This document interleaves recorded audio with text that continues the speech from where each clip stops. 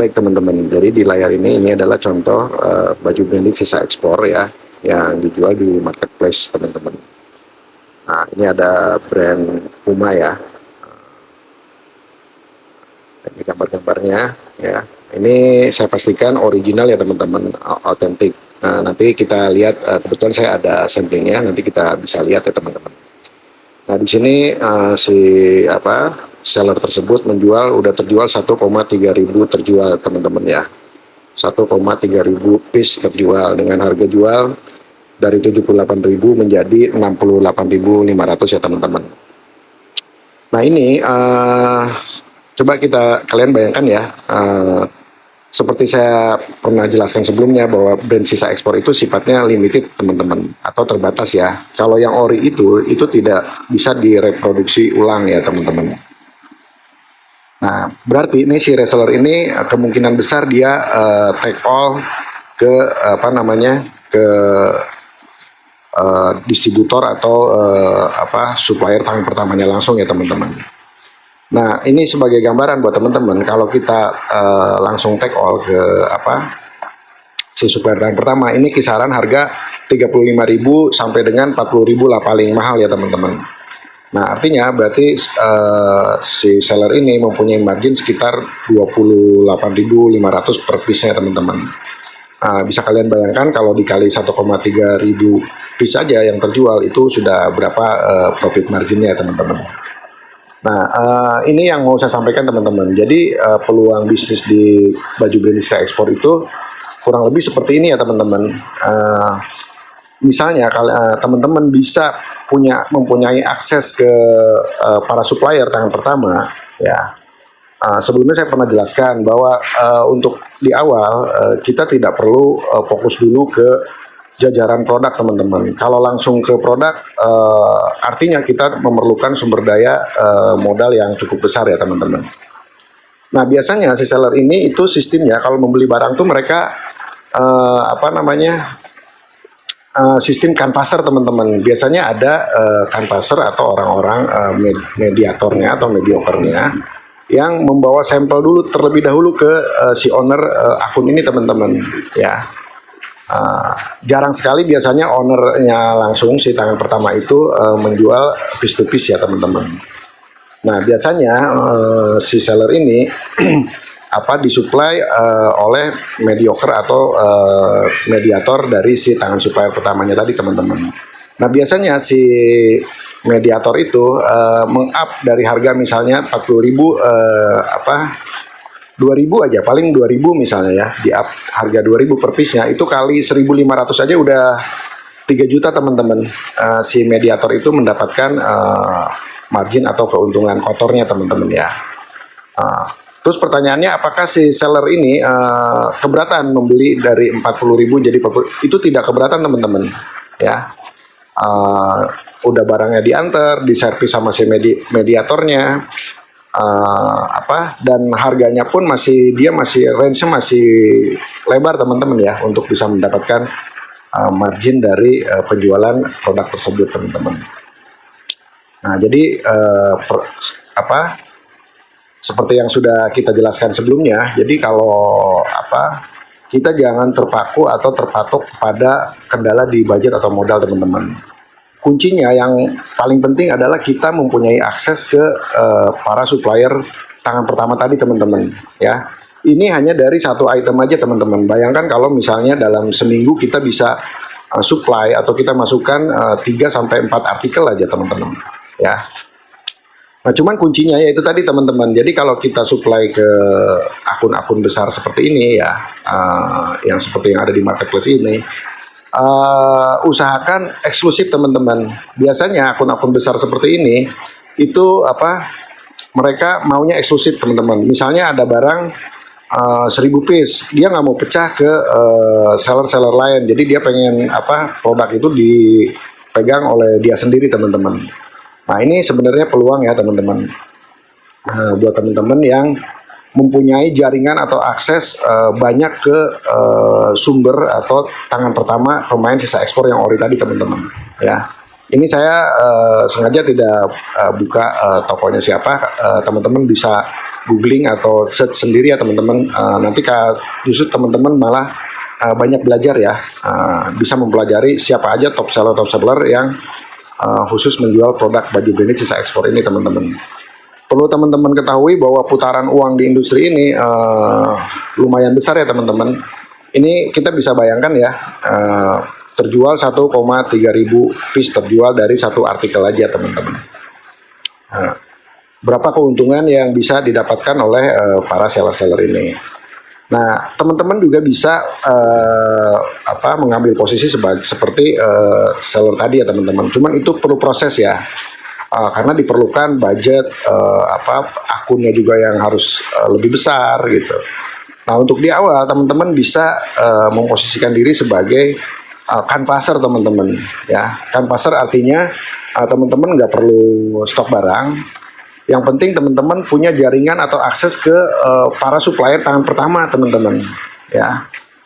Nah, target marketnya justru orang-orang seller-seller seperti yang ada di sini teman-teman ya.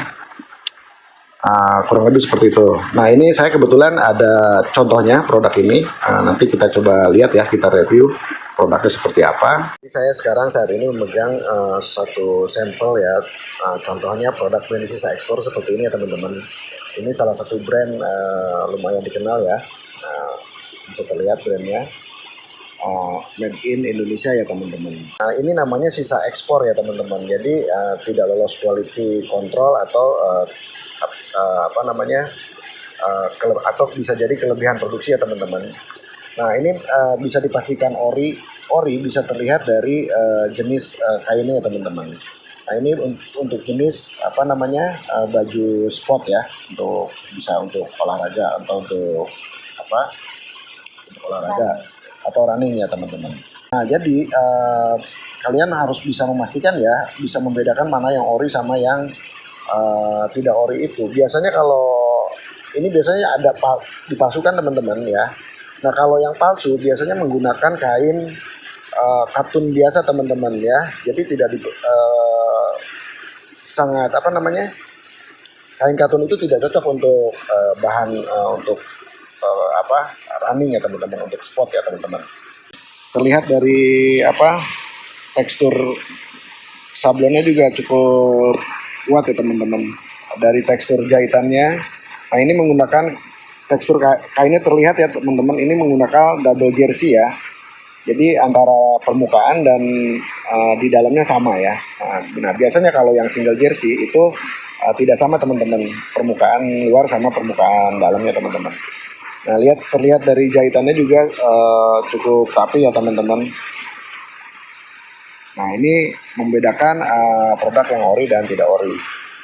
Nah, ini adalah contoh kaos Puma yang KW atau premium atau sebutnya CNT itu ya teman-teman. Nah, seperti yang dijelaskan di keterangannya, di situ tertulis mirror 1:1 original ya. Jadi ini nggak ori ya teman-teman. Nah, jenis Puma seperti ini kategorinya adalah imitasinya teman-teman, nggak asli ya. Nah, kurang lebih seperti itu. Nah, kalau lihat dari penjelasannya, dia menggunakan bahan cotton combat 30S, jenis cotton combat biasa ya teman-teman ya. Nah, ini yang disebut. Nah, buat teman-teman ini jangan sampai tidak bisa membedakan antara produk yang ori dengan yang tidak ori ya teman-teman ya. Sepintas mirip, tapi di sini dijelaskan, di sini dia terus terang sih teman-teman ya. Dia menjelaskan bahwa kaos ini adalah mirror itu artinya duplikat ya teman-teman. Nah, kurang lebih seperti itu. Nah, tapi ada juga beberapa seller atau penjual yang tidak jujur menjelaskan teman-teman ya. Ditulisnya branded ori tapi sebetulnya tidak ori. Nah, kalau ini dia jelaskan di sini mirror 1:1 original.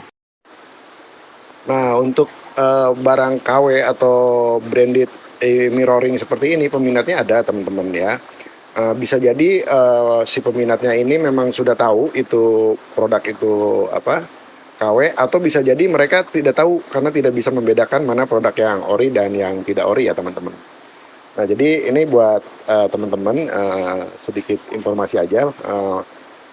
Yang senang branded lebih baik sebaiknya pelajari lebih jauh, harus lebih tahu bagaimana cara membedakan branded yang ori dan yang tidak ori ya teman-teman. Kecuali memang kita sudah tahu sebelumnya bahwa ini produk KW dan kita tidak masalah untuk membeli produk seperti ini. Nah, untuk bisnis biasanya ini karena sifatnya kan sudah saya sebutkan tadi teman-teman ya. Kalau sisa ekspor yang ori itu, branded yang ori itu sifatnya limited teman-teman karena ini sisa ekspor. Nah, kalau yang branded KW seperti ini itu biasanya itu bisa diproduksi berulang-ulang teman-teman. Dan persaingannya juga kalau kita terjun di bisnis KW ini pasti kita akan bersaing langsung dengan distributornya ya teman-teman.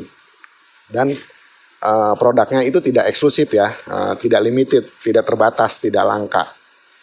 Jadi produk ini bisa diproduksi berulang-ulang teman-teman, kurang lebih seperti itu ya.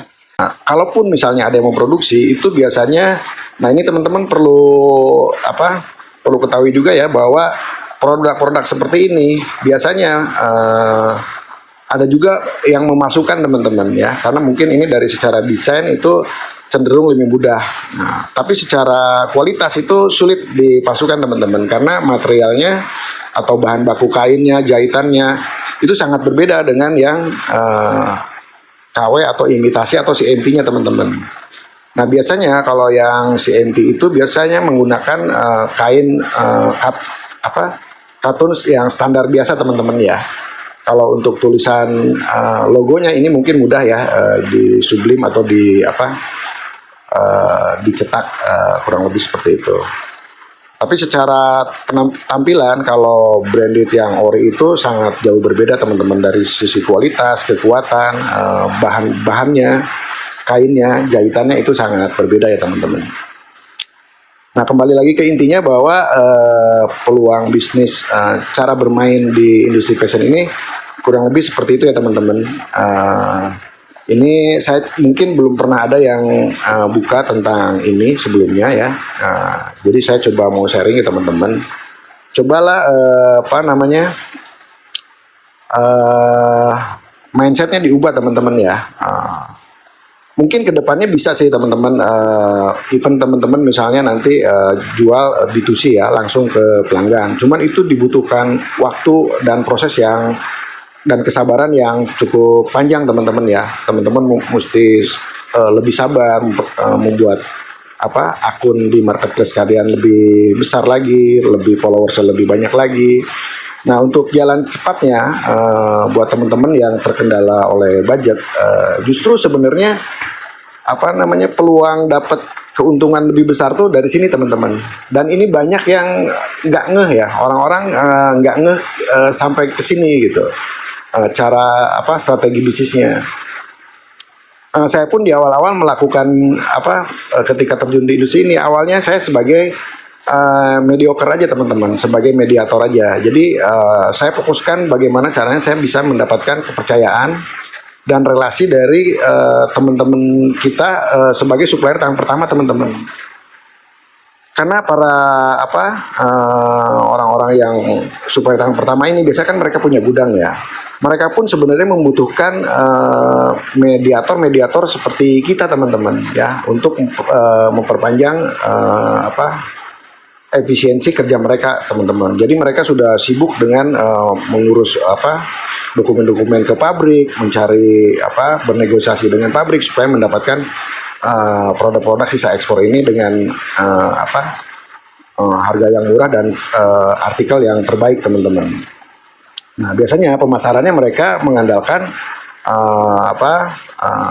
mitra-mitra atau kita biasanya sebutnya kangtau lah teman-teman ya, atau mediocre lah, mediator ya. Nah cara kerja mediator itu sistemnya yang paling efektif adalah sistem kanvaser itu teman-teman ya. Jadi si mediator itu fokus aja mungkin ke beberapa akun-akun besar atau toko-toko besar yang sudah berjalan, yang mereka sudah dipastikan ketika mendapatkan artikel terbaru, mereka pengambilannya nggak dalam jumlah sedikit teman-teman. Dan rata-rata cenderung mereka ingin eksklusif ya. Ketika misalnya ada satu artikel baru yang datang, mereka pasti tanya tuh kuantitinya ada berapa artikel. Nah mereka itu biasanya diberikan sampel dulu oleh para mediator itu teman-teman. Ketika sudah oke, sudah fix, nah ketika ditanya kuantitinya ada berapa, jumlahnya ada berapa, mereka biasanya minta syarat teman-teman. Kalau bisa barang ini tidak dijual ke seller-seller lain selain ke dia. Jadi dia yang akan keep semuanya teman-teman. Nah, misalnya ada pertanyaan gini, tapi kok ada sih beberapa harganya malah jauh lebih murah. Nah, biasanya yang lebih murah itu biasanya ya teman-teman. Jadi ketika seller-seller yang take all ini, mereka itu kan minta syarat. Jadi produknya harus benar-benar yang melalui QC mereka. Jadi mereka QC lagi teman-teman. Misalnya yang kira-kira rejectnya parah, mereka tidak terima, gitu. Yang tidak masuk quality mereka tidak terima. Nah biasanya misalnya ada barang 1000 misalnya ya, itu pasti aja yang tidak masuk quality control ke si pembeli pemborong tadi teman-teman, si seller besar tadi ya. Misalnya 50 piece atau 100 piece. Nah biasanya oleh si tangan pertama yang tidak diterima semuanya itu dilelang lagi teman-teman, dijual lagi dengan harga yang jauh lebih murah. Biasanya seperti itu ya. Nah tapi ya itu tadi kondisinya mungkin size-nya sudah broken, sudah tidak seri lagi, warnanya sudah tidak lengkap lagi, terus kemungkinan besar itu ada rejectnya teman-teman.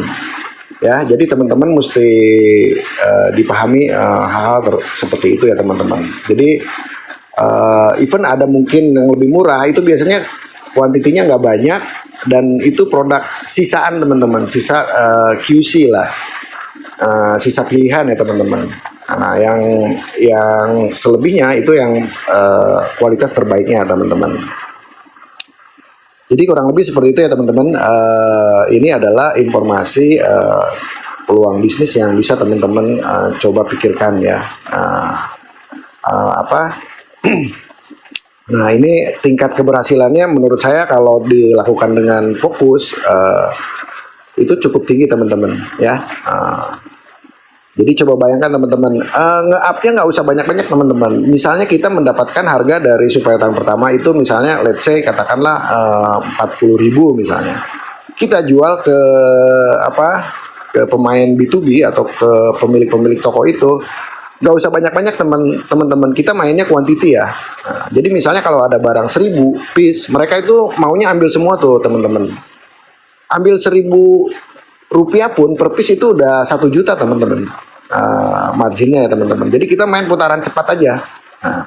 Nah nanti setelah teman-teman sudah bisa mengumpulkan keuntungan dari hasil penjualan sistem pasar tersebut, nah berikutnya terserah teman-teman bisa lebih mandiri lagi teman-teman. Bisa teman-teman misalnya gini, ada 1.000 piece dijualnya nggak usah semua teman-teman, pisahin 20 piece atau 30 piece untuk teman-teman jual sendiri teman-teman.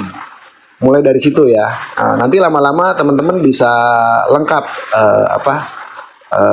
stoknya. Jadi modalnya itu bukan dari modal dingin teman-teman. Jadi modal dari keuntungan yang teman-teman mulai dari awal tadi. Ya. Bisnis yang bagus itu sebenarnya itu sih teman-teman ya. Jadi kalau perlu modal uang itu nomor sekian lah. Nah, kalau bisa kita modal mempunyai stok itu justru dari keuntungan teman-teman. Jadi sedikit demi sedikit kita kumpulkan sambil cari market teman-teman ya. Nah kalau untuk market yang besar-besar ini teman-teman nggak perlu banyak-banyak ya untuk teman-teman punya 1 atau 2 aja pemain bisnis to bisnis itu ya, seller-seller besar, kalau teman-teman maintain dengan baik itu sudah bisa mencukupi untuk perkembangan bisnis teman-teman ke depannya teman-teman ya. 2 aja dulu. Nah kalau untuk sistem retail kan kita perlu banyak ya, perlu banyak pelanggan atau customer itu diperlukan. Itu tadi kalau misalnya sistem online teman-teman misalnya jualan di marketplace perlu waktu untuk membangun akun yang supaya akunnya optimal teman-teman. Nah kurang lebih seperti itu ya. Itu sebagai basic yang bisa teman-teman lakukan di industri bisnis baju branded sisa ekspor ini teman-teman. Oke, kurang lebih seperti itu. Terima kasih teman-teman. Selanjutnya nantikan terus informasi dan tip-tip bisnis seputar baju brand sisa ekspor di Lagunapreneur teman-teman ya. Nah, untuk informasi lebih jauh mengenai supplier tangan pertama, teman-teman bisa konsultasi atau bertanya langsung ke admin Lagunapreneur yang ada di deskripsi video ini ya teman-teman. Terima kasih.